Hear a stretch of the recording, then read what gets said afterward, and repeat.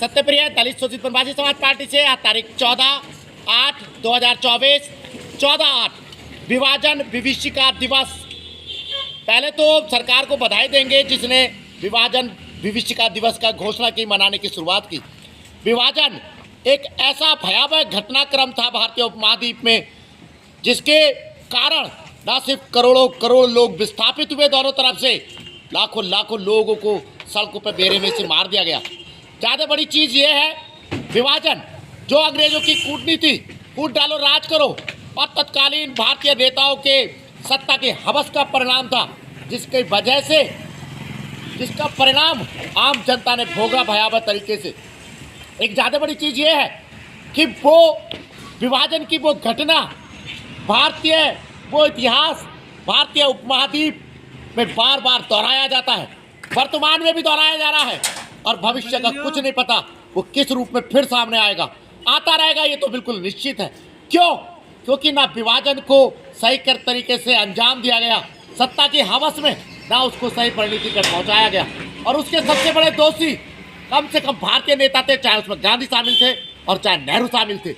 अंग्रेज और जिन्ना तो अपनी भूमिका निभा रहे थे, दोषी दोनों भारतीय ज्यादा नेता हमारी नज़र में है। दोस्तों, शीर्षासन धरना आप जानते ही हैं, लगातार जारी है जनहित याचिकाओं के लिए। मैं एक बार फिर दोहरा देता हूँ, स्कूली शिक्षा में जाति सूचक शब्दों में काय से रोक, अम्बेडकर जी को आधिकारिक राष्ट्रपिता घोषित किया जाए, गौतम अदानी मुकेश अंबानी को भारत रत्न दिया जाए। यूट्यूब चैनल आप जानते हैं सत्यप्रिय सक्सेना के नाम से है, लगता है तो बढ़ाइएगा, सब्सक्राइब कीजिएगा। बेसिक विभाजन विभीषिका दिवस, बच्चों को, आने वाली पीढ़ियों को उस इतिहास से रूबरू कराया जाना बेहद ज़रूरी है, उनको बताया जाना जरूरी है विभाजन की भयावह घटना क्यों हुई। दुनिया ने पहली बार किसी देश को धर्म के आधार पर बढ़ते देखा। इससे पहले इतिहास में ये होता था, सत्ताएं, राजा एक दूसरे देशों पे हमला करते थे, सत्ता परिवर्तन करते थे, लेकिन देशों का विभाजन नहीं होता था।